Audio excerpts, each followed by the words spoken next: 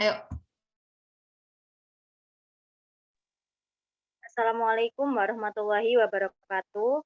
Kami dari kelompok 6 akan mempresentasikan bentuk-bentuk badan usaha yang ada di Indonesia.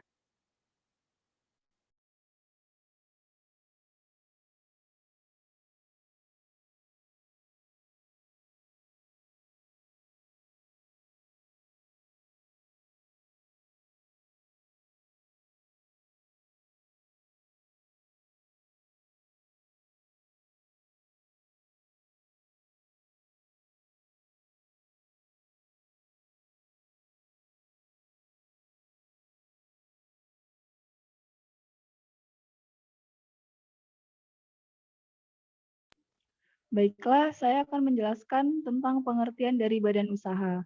Badan usaha adalah kesatuan yuridis atau hukum, teknis, dan ekonomis yang bertujuan mencari laba atau keuntungan. Badan usaha seringkali disamakan dengan perusahaan, padahal kenyataannya berbeda. Badan usaha adalah lembaga, sementara perusahaan adalah tempat di mana badan usaha mengolah faktor-faktor produksi. Dalam menjalankan bisnis, berbagai bentuk badan usaha ditempuh oleh pebisnis sesuai dengan sifat dan hakikat dari bisnis tersebut. Kemudian ada bentuk-bentuk dan jenis badan usaha. Yang pertama, bentuk. Undang-Undang Dasar 1945 Pasal 33 menyebutkan akan pembagian bentuk badan usaha. Badan usaha yang dikenal di Indonesia ada 3, yaitu badan usaha milik negara, BUMN, kemudian koperasi, dan badan usaha milik swasta. Badan usaha milik negara yaitu badan usaha yang sebagian atau seluruh kepemilikannya dimiliki oleh negara Republik Indonesia. Kemudian badan usaha milik daerah yaitu dimiliki dan dikelola dan diawasi oleh pemerintah daerah. Kemudian koperasi. Koperasi menurut Undang-Undang Nomor 25 Tahun 1992, koperasi dapat diartikan sebagai badan usaha yang beranggotakan sekumpulan orang yang berlandaskan prinsip koperasi sekaligus sebagai gerakan ekonomi kerakyatan yang berasas kekeluargaan. Kemudian yang terakhir, badan usaha milik swasta, yaitu badan yang kepemilikannya di tangan individu atau swasta. Kemudian ada jenis-jenis. Yang pertama itu ada perusahaan perseorangan. Yang kedua, persekutuan perdata. Yang ketiga, firma persekutuan. Yang keempat, persekutuan komanditer. Yang kelima, yayasan. Yang keenam, koperasi. Dan yang terakhir, perusahaan negara. Selanjutnya akan dilanjutkan oleh Titi. Koperasi. Koperasi berasal dari bahasa Inggris, yaitu cooperation, yang berarti usaha bersama. Dengan kata lain, berarti segala pekerjaan yang dilakukan secara bersama-sama. Juga dapat disebut sebagai koperasi. Koperasi adalah suatu bentuk peraturan dan tujuan tertentu pula. Perusahaan yang didirikan oleh orang-orang tertentu untuk melakukan kegiatan-kegiatan tertentu. Pengertian koperasi di Indonesia berdasarkan hukum pada pasal 33 UUD 1945 dan Undang-Undang tahun 1992 tentang perkoperasian.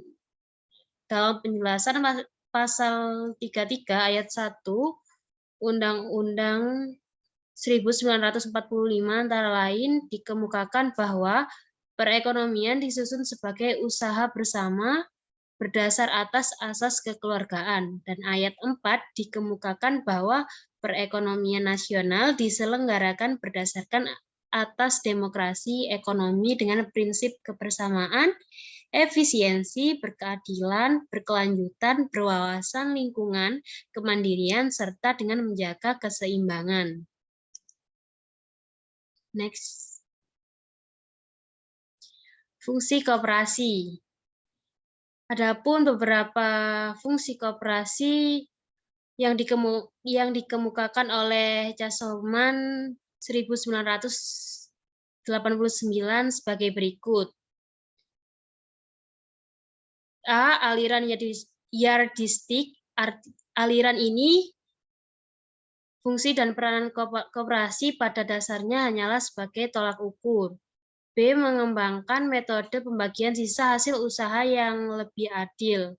C. Memerangi monopoli dan bentuk-bentuk konsentrasi permodalan lainnya. D. Menawarkan barang-barang dan jasa dengan harga yang lebih murah. E. Meningkatkan penghasilan anggota. F. Menyederhanakan dan mengefisiensikan tata niaga, dan sebagainya. Next. Penggolongan koperasi dibagi menjadi 4. Yang pertama, koperasi berdasarkan bidang usahanya. Yang kedua, koperasi berdasarkan daerah kerjanya. Yang ketiga, koperasi berdasarkan profesi anggotanya. Dan yang keempat, koperasi berdasarkan jenis komoditi. Selanjutnya akan dibacakan oleh Fauzan. Yayasan. Pengertian yayasan. Yayasan adalah suatu badan hukum yang mempunyai manfaat atau tujuan yang bersifat sosial, kemanusiaan, serta keagamaan. Yayasan didirikan mempunyai makna atau fungsi yang jelas, yang dikeluarkan langsung melalui undang-undang. Next. Ciri-ciri yayasan.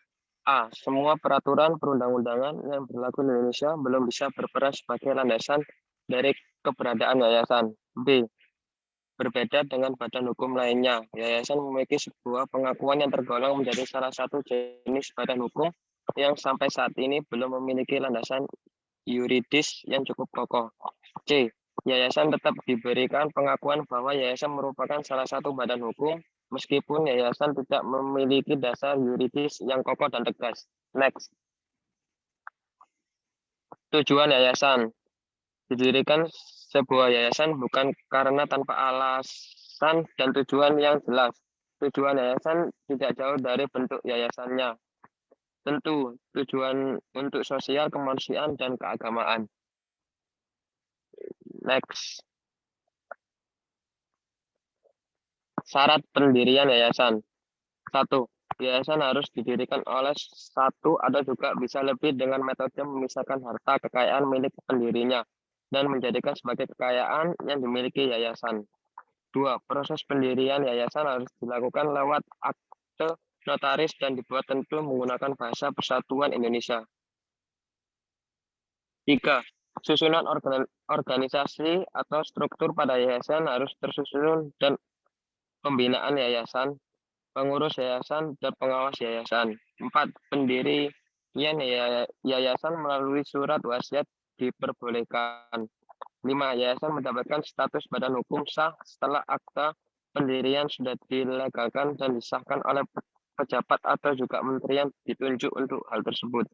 6. Yayasan tidak diperbolehkan menggunakan nama yayasan sudah digunakan oleh yayasan lain. Selain itu, yayasan tidak boleh melanggar ketertiban dan melakukan tindakan asusila. Next.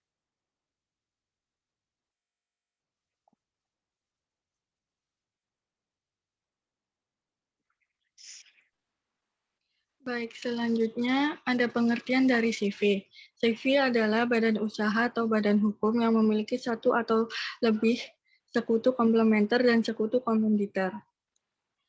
Sesuai dengan rancangan undang-undang atau RUU, usaha perorangan dan badan usaha bukan badan hukum pasal 1.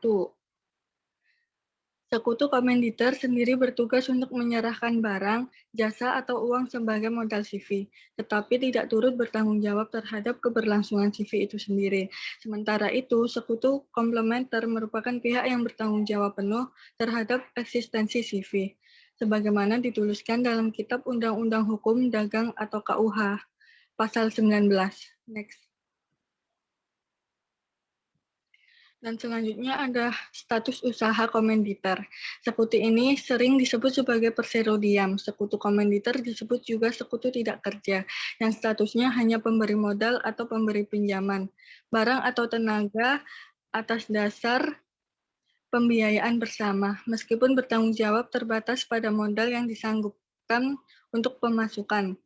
Selanjutnya, di dalam penjelasan terkait pemilik modal dalam badan usaha berbentuk persekutuan komeditor, Yang pertama, sekutu pengurus atau sekutu komplementer dan sekutu komanditer. Adapun dua macam sekutu terdapat partner CV seperti yang pertama sekutu diam atau silent partner, yang kedua sekutu rahasia atau secret partner, yang ketiga sekutu dorman atau dormant partner, dan yang keempat sekutu nominal atau nominal partner, dan yang terakhir sekutu senior dan junior atau senior dan junior and junior partner. Dan berdasarkan pengembangannya persekutuan komanditer. Persekutuan komanditer murni, persekutuan komanditer campuran, dan persekutuan komanditer bersaham. Next.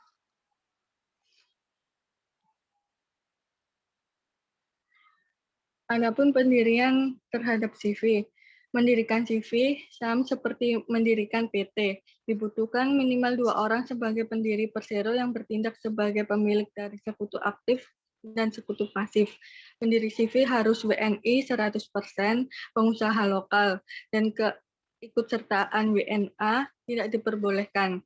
CV harus dibuatkan akte secara otentik sebagai akte pendirian dan harus dilakukan oleh notaris yang berwenang di wilayah Republik Indonesia dan menetapkan kerangka anggaran dasar perseroan sebagai acuan dibuatkannya akta otentik oleh pihak yang berwenang.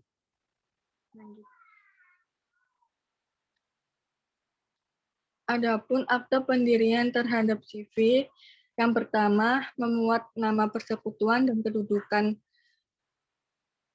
umum, dan yang kedua maksud dan tujuan pendirian persekutuan, dan yang ketiga mulai berakhirnya persekutuan, yang keempat modal persekutuan, dan lain sebagainya. Dan selanjutnya ada 7 tahap pendirian CV. Yang pertama pembentukan akte pada pihak yang berwenang, dan yang kedua surat keterangan domisili perusahaan, yang ketiga nomor pokok wajib pajak, yang keempat surat keterangan pendaftaran wajib pajak, yang kelima pendaftaran ke pengadilan negeri, yang keenam surat izin usaha perdagangan, dan yang terakhir tanda daftar perusahaan. Adapun jenis-jenis badan usaha CV. Yang pertama ada CV bersaham, dan yang kedua ada CV murni, yang ketiga ada CV campuran. CV jenis bersaham ini memiliki ciri khas yaitu dikeluarkannya saham yang bisa diambil masing-masing oleh sekutu komplementer dan komanditer. Namun saham yang dikeluarkan ini tidak bisa diperjualbelikan. Pasalnya tidak pernah menjadi hal yang mudah untuk menarik kembali modal yang telah diserahkan, sehingga pengeluaran saham ini bertujuan untuk mengurangi resiko modal beku. Dan yang kedua, CV murni merupakan CV persekutuan komanditer yang paling sederhana. Pasalnya dalam strukturnya, CV ini hanya memiliki seorang sekutu komplementer dan beberapa pihak yang berperan sebagai sekutu komanditer. Dan yang ketiga, CV campuran. Biasanya terjadi pada badan usaha firma yang sedang membutuhkan suntikan modal. Adapun pihak yang bersedia untuk memberikan modal tambahan akan berperan sebagai sekutu komanditer, sehingga pihak farma yang akan mendapatkan tambahan modal akan bertindak sebagai sekutu komplementer. Next. Selanjutnya ada keunggulan dan kelemahan CV. Keunggulan CV yang pertama lebih mudah didirikan dibandingkan dengan PT. Dan yang kedua mudah mendapatkan modal karena lebih dipercaya oleh pihak perbankan. Dan yang ketiga lebih mudah berkembang karena bisa dikelola oleh siapa saja. Dan yang keempat, setiap resiko dan kendala yang muncul menjadi tanggung jawab bersama. Adapun kelemahan CV, yang pertama sulitnya menarik kembali modal atau pemasukan yang telah disetorkan. Yang kedua, kemungkinan besar terjadinya konflik antar sekutu sangat besar. Dan yang ketiga, operasional dan kelancaran aktivitas CV berada di tangan sekutu aktif. Next. Selanjutnya akan dijelaskan oleh Putri. Baik, perseroan terbatas atau PT adalah badan hukum yang merupakan persekutuan modal didirikannya berdasarkan perjanjian dan melakukan kegiatan usaha dengan modal dasar yang seluruhnya terbagi dalam saham Undang-Undang Nomor 40 Tahun 2007 tentang perseroan terbatas. Para pendiri PT berkewajiban untuk mengambil bagian modal itu dalam bentuk saham dan mereka mendapat bukti surat saham sebagai bentuk penyertaan modal. Tanggung jawab para pemegang saham terbatas hanya pada modal atau saham yang dimasukkannya ke dalam perseroan atau limited liability. Setiap orang dapat memiliki lebih dari satu saham yang menjadi bukti kepemilikan suatu perusahaan. Pemilik saham mempunyai tanggung jawab yang terbatas, yaitu sebanyak saham yang dimiliki. Next. Struktur organ PT. Yang pertama, Rapat Umum Pemegang Saham atau RUPS merupakan organ perseroan yang memiliki kedudukan tertinggi dalam menentukan arah dan tujuan perseroan. RUPS memiliki kekuatan tertinggi dan wewenang yang tidak diserahkan kepada direksi maupun dewan komisaris. Yang kedua, direksi. Direksi bertugas menjalankan pengurusan harian perseroan. Dan dalam menjalankan pengurusan tersebut, direksi memiliki kewenangan untuk bertindak atas nama perseroan untuk kepentingan dan tujuan perseroan, serta mewakili perseroan baik di dalam maupun di luar pengadilan. Yang ketiga, Dewan Komisaris. Dewan Komisaris berwenang memeriksa pembukuan perseroan serta mencocokkannya dengan keadaan uang perseroan. Dewan Komisaris juga berhak memberhentikan direksi jika melakukan tindakan yang bertentangan dengan anggaran dasar atau peraturan perundang-undang yang berlaku.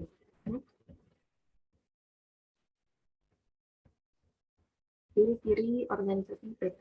Yang pertama, kewajiban terbatas pada modal tanpa melibatkan harta pribadi. Kedua, modal dan ukuran perusahaan. Yang ketiga, kelangsungan hidup perusahaan ada di tangan pemilik saham. Yang keempat, dapat dipimpin oleh orang yang tidak memiliki pemegang saham.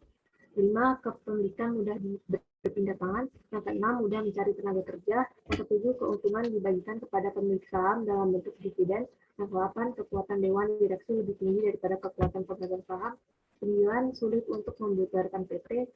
10. Pajak berganda pada pajak penghasilan atau PPh dan pajak dividen. 11. Terdiri daripada 2 orang atau lebih. 12. Memiliki kerjasama antar anggota. 13. Memiliki komunikasi antar anggota. 14. Memiliki tujuan yang ingin dicapai. Next. Jenis-jenis saham. Yang pertama, saham atau sero atas nama, yaitu nama persero ditulis di atas surat sero setelah didaftarkan dalam buku perseroan terbatas sebagai persero. Yang kedua, saham atau sero pembawa, yaitu suatu saham yang di atas surat tidak disebutkan nama perseronya. Saham atau sero dapat pula dibagi sebagai berikut. Yang pertama, sero biasa, sero yang biasanya memperoleh keuntungan yang sama sesuai dengan yang ditetapkan oleh rapat umum pemegang saham. Kedua, sero preferen, sero ini selain mempunyai hak dan keuntungan yang sama dengan sero biasa, juga mendapatkan hak yang lebih dari sero biasa. Yang ketiga, sero kumulatif preferen. Sero ini mempunyai hak yang lebih dari sero preferen bila hak tersebut tidak bisa dibayarkan pada tahun sekarang, maka akan dibayarkan pada tahun berikutnya. Next. Pembagian PT. Yang pertama, PT terbuka. Perseroan terbuka adalah perseroan terbatas yang menjual sahamnya kepada masyarakat melalui pasar modal atau go publik. Jadi sahamnya ditawarkan kepada umum, diperjualbelikan melalui bursa saham. Contohnya PT Terbuka, PT Telekomunikasi Indonesia, dan PT Bank Sentral Asia Terbuka. Yang kedua, PT tertutup.